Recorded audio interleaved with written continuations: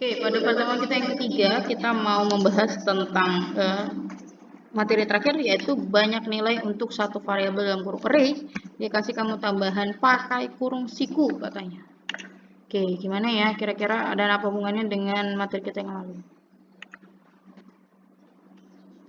Nah, ini ya, kalau yang lalu kamu lihat kita sudah belajar bagaimana cara mendefinisikan satu variabel, lalu tidak perlu pakai perintah print gitu kan. Data tetap tercetak. Nah, perlu kamu garis bawahi bahwa setiap contoh yang saya berikan di pertemuan lalu, tidak ada satu variabel yang punya dua nilai. Jadi, satu variabel pasti nilainya satu nih saya buat. Saya sama dengan 7, bebek sama dengan 8. Tidak ada yang seperti ini, contoh ya.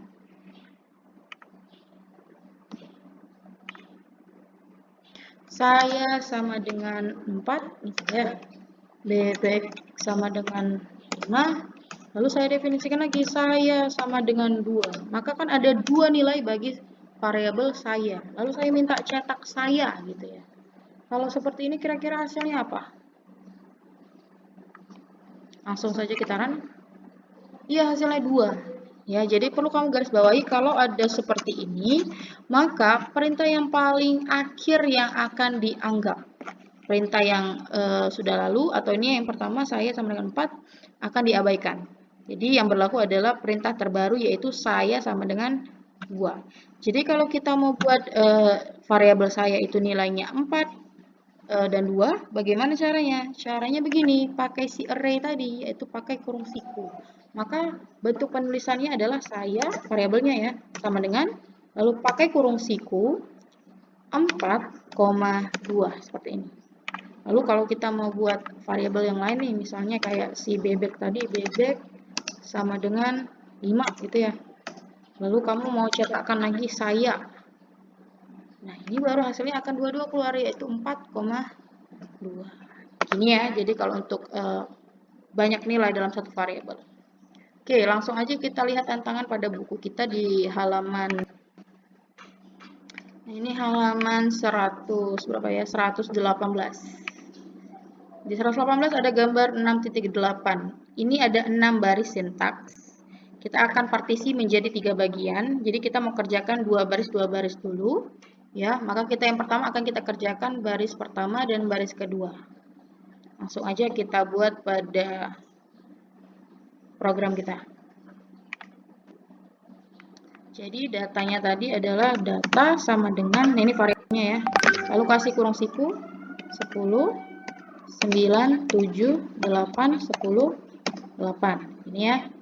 Lalu kata dia minta kamu print, berarti cetak ya. Print buka kurung tutup kurung biasa, data berarti dia minta kamu cetakkan variabel data, lalu ada dikasihnya kurung siku 1. Nah, ini maksudnya adalah dia minta kamu cetakkan untuk variabel data pada indeks ke-1. Muncul lagi istilah terbaru yaitu indeks. Indeks di sini adalah urutan data. Jadi kalau kamu lihat datanya di sini kan ada banyak nih. Nah, ini ada urutannya nih, entah ke-1, ke-2, ke-3 itu yang namanya indeks. Jadi kalau print data ke-1 berarti tolong cetakkan data pada urutan ke-1. Kita runkan aja hasilnya apa kira-kira. Nah, hasilnya adalah 9. Coba kamu fokus pada datamu. Mana 9? Ini ya. Secara logika, seharusnya 9 itu bukan data ke-1, melainkan data kedua. Nah, ini salah satu aturan pada pemberian nilai, yaitu indeks tidak dimulai dari urutan ke-1, melainkan urutan ke-0.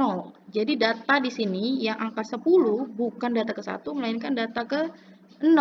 Maka kalau dia minta data ke-1, siapa data ke-1-nya? Benar, 9. Jadi urutannya adalah 0, 1, 2, 3, 4, dan 5. Maka benarlah data ke-1 adalah 9. Inilah alasannya ya.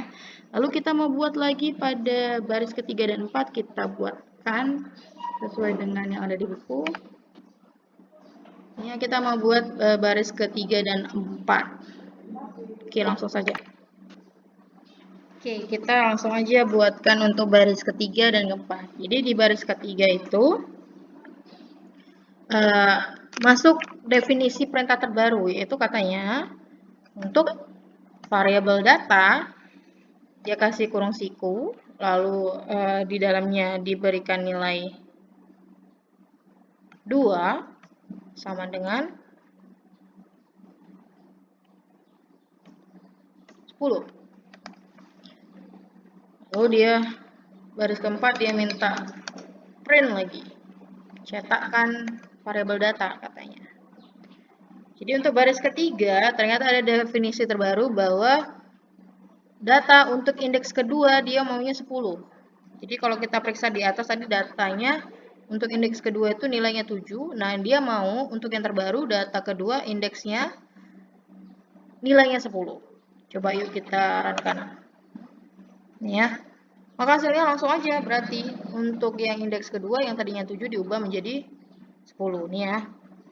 Oke, masuk langsung ke baris ke-5 dan 6. Untuk 5 dan 6 nih data dot append.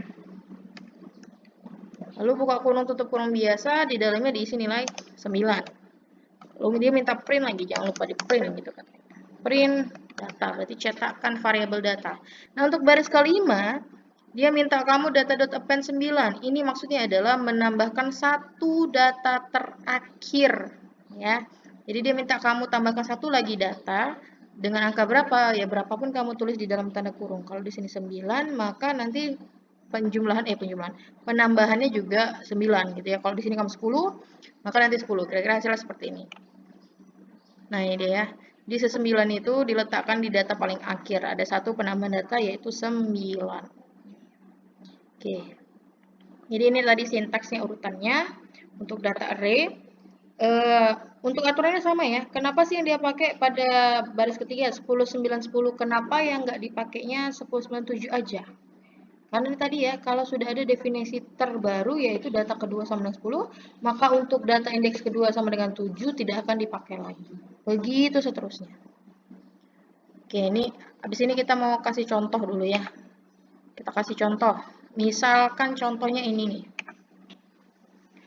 Nah, misalkan contoh, nih Ibu kasih contohnya. Ada data 2361875. Jadi ini data kita. Terus ini 3 baris adalah outputnya. Tugas kita membuat sintaksnya. Kita pelan-pelan dulu ya. Berarti kita fokus kepada baris pertama yaitu yang mau dikeluarkan adalah 8. Kira-kira caranya gimana?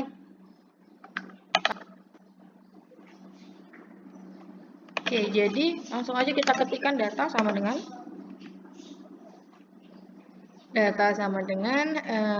buka kurung siku tutup kurung siku. Ya, data kita tadi adalah 2361875 ya. 2361875 875. Nah, untuk hasil yang pertama tadi dia mau kamu keluarkan 8. Kalau gitu, dari data yang sudah kamu buat, periksa manakah nilai 8. Ini ya, nilai 8. Selanjutnya, periksa nilai 8 itu indeks keberapa pada datamu. Berarti kita hitung dari sini 0, 1, 2, 3, dan 4. Berarti 8 adalah indeks keempat. Artinya, dia mau kamu cetakkan indeks keempat. Maka kita tulisnya gini, cetak itu perintahnya print. Lalu buka kurung tutup kurung biasa untuk variabelnya data. Lalu indeksnya pakai kurung siku. Data keberapa tadi? 4 ya? Oke. Sudah seperti ini. Boleh langsung dirunkan saja biar kita nggak salah ya untuk baris pertama. Nah, 8 ya, cocok ya. Baru masuk pada baris kedua, tadi outputnya yang dia mau tuh 2371875. 23 di output yang dia mau tuh yang begini angkanya. Ini ya. Ini output yang dia mau.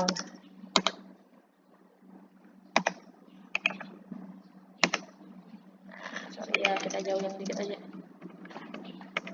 Ya, ini output yang dia mau 2371875. Coba kamu periksa ada nggak perbedaan dengan data awal tadi? Ada ya, letaknya di mana tuh? Ini nih yang berbeda. Yang tadinya di sini 6 menjadi 7. Oke, kalau gitu periksa kembali indeks keberapa yang berubah ini? 0, 1, 2. Indeks kedua ya. Berarti dia mau untuk indeks kedua nilainya bukan lagi 6 melainkan 7. Langsung aja kita buat di sini. Data. Indeksnya ke berapa? Kedua ya. Kedua. Sama dengan berapa berubahnya? 7. Sudah seperti ini baru langsung kamu minta print data. Nah, gini dia. Oke, boleh langsung kita runkan saja. Iya. Nah, ini dia ya. Oke. Lalu kita akan periksa untuk baris terakhir, dia maunya tadi hasilnya tuh harus ini ya. Ini hasil yang dia mau. Oke, masih sama dengan hasil yang pada baris kedua, bedanya ada tambahan data terakhir yaitu 10. Tadi untuk tambahan data terakhir itu sintaksnya adalah data.append ya. Lalu buka kurung tutup kurung biasa, isikan data terakhir pada outputmu yaitu 10 begini. Lalu jangan lupa minta cetakkan lagi print data. Nah, ini ya. Lalu boleh kita langsung runkan saja. Oh, sorry karena ini tadi lupa kita hapus. Nah, ini kita runkan sekali lagi. Ini ya. Inilah hasilnya. Oke. Nah, tadi sudah contoh, sekarang giliran kamu untuk kuis ya. Silakan kerjakan data berikut ini, buatlah sintaksnya. Selamat mengerjakan. Oke, ini dia kuisnya. Silakan coba dikerjakan buat sintaksnya yang 6 baris itu.